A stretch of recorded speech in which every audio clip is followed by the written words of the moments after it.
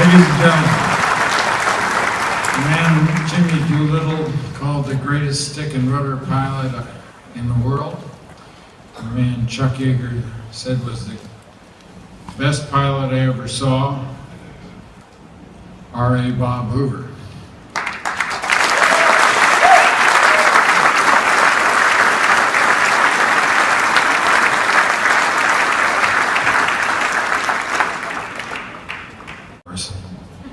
That's about the last thing I do remember.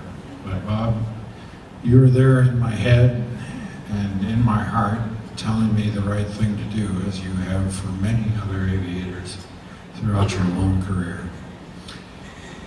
Kent Walker Ewing, who's here tonight, call sign Eagle, former commanding officer at USS America and Desert Storm, and his son Taylor were en route to Birmingham from Norfolk for a family reunion when they're about 25 miles from his destination. The engine in Kent's airplane, his Bonanza, crapped out on him, and they were at 6,500 feet. Oil on the windscreen, smoke in the cockpit. They were going to land, but it wasn't going to be at an airport. And Kent says he heard Bob's voice in his ear saying, "Fly the airplane as far as you can into the crash." They touched down in a field, rolled down a hill, scrubbed off a wing against a tree. That's another one of your pieces of advice. Scrub off the energy, if you can, with a non-critical part of the airplane. They missed animals in the barn, and on the oil and the pressure dropping, and the engine stopped. And I got about 2,000 feet from the time I noticed the rise in temperature, and I took advantage of that and changed my airspeed to altitude, so I gained another 1,000 feet or 2,000, I don't know, whatever it might have been, from doing my aerobatic routine. And Ray was in the back seat with a camera. And I said, "Ray, you take over the radio and declare our Mayday. I'm going to be pretty busy." And here's what I did. And I hope you learned something from this. When the engine would quit, I had no way of getting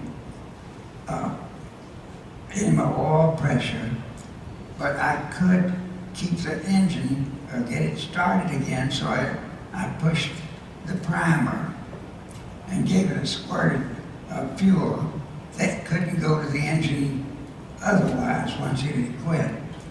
And the engine would start and it'd spin up to full RPM, and I'd see the temperature going overboard, and the engine would quit.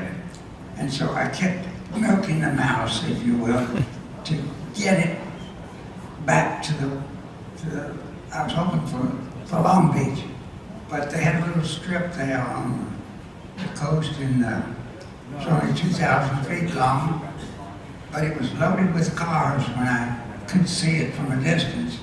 And I told Ray that I was going to go back and try and make it into the Torrance Airport. And so I kept doing this until I got a burp every now and then, another 1,000 feet. And I got up to a populated area, and I felt pretty good about everything. And we were about 30 or 40 feet on the final approach to the numbers. And we could see the fire truck waiting for us. Ray had gotten in contact with everybody while I was busy fiddling around in the cockpit. And I said, "Looks like we got it made." And I could see the numbers, and all of a sudden there was a terrible explosion. And neither one of us ever heard anything like that blasting. And all of a sudden the prop stopped, and the engine twisted in the mounts and was hanging down like this, but still attached. One wing, believe it or not, was compressed. Instead of looking like a wing with a top and a bottom, it was flattened out. and the other wing was blown up like so. And I turned off right at the first taxiway.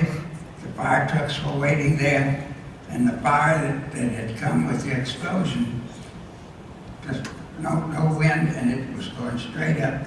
Fire went out, and I said, don't use the hose on it. And so we didn't. The airplane was a total mess, and never flew again, of course. But Ray Hughes had the courage to sit there and ride through this whole event. But the trick was, think out of the box.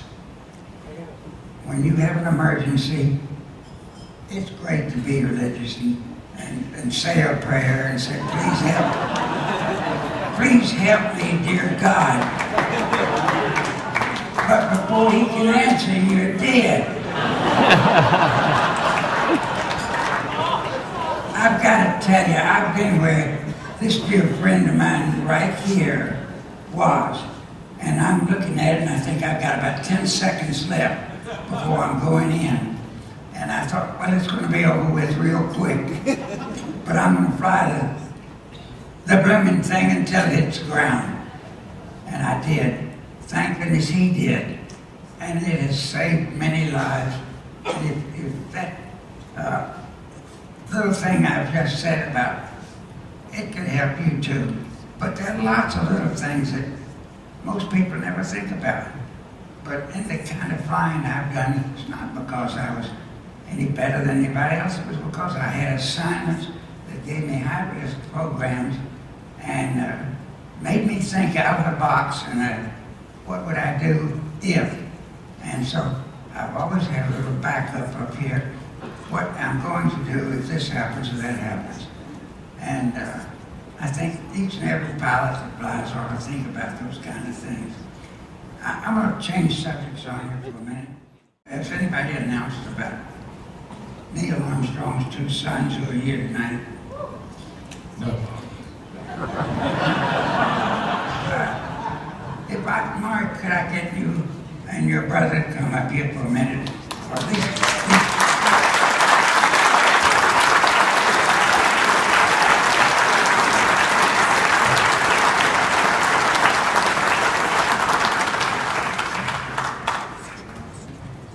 while I'm waiting there, I want to say to Jerry Lips, in front of all of you, Jerry Lips, you and your family have done so much for aviation. When you put out that information that we had so often about the future things that could happen, and you kept our mind and thoughts thinking ahead of where are we going from here with this aviation and aerospace industry, and what can we do to assist it or help it? Well, the Jerry Lips family have made us all aware of the importance of this evening that we're having here tonight. And I want to thank that family for all they've done to make this a wonderful thing.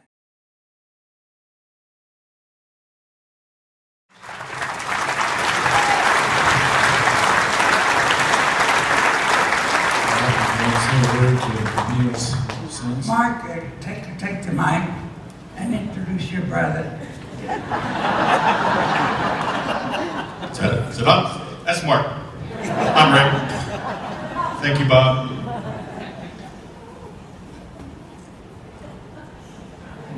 I know Dad had great admiration for Bob, because although he did a lot of things, Dad, that means, did a lot of things that he never came back and told us about. Every time he'd been with Bob, he came back and made sure to let us know that they'd had a great talk, great stories. And Dad, had a reputation of not saying very much.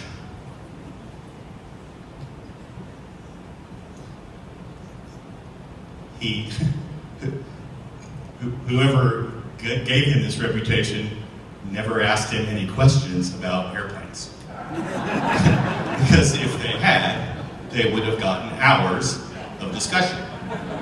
And I have a feeling that there's a lot of people in this room that do the There same are thing. so many of us in this room and around the world that would not be alive today unless you have taken us under your wing. Through your mentorship and guidance, you've instilled in us a passion and reverence for the art form called flight. But also, and more importantly, you instilled in us a passion and reverence for the art form called life. You taught us to be a true leader. You needed to have an iron will, to always do the right thing no matter what the consequences. You taught us you're only relevant when you're given back. Through your grace and dignity, Bob, you've inspired in us to strive to be better human beings, a better patriot, to always work to make this country a better place. For those reasons, Bob, we thank you. For those reasons, Bob, we cherish you. And for those reasons, Bob, we love you. God bless America, and God bless R.A. Bob Hoover.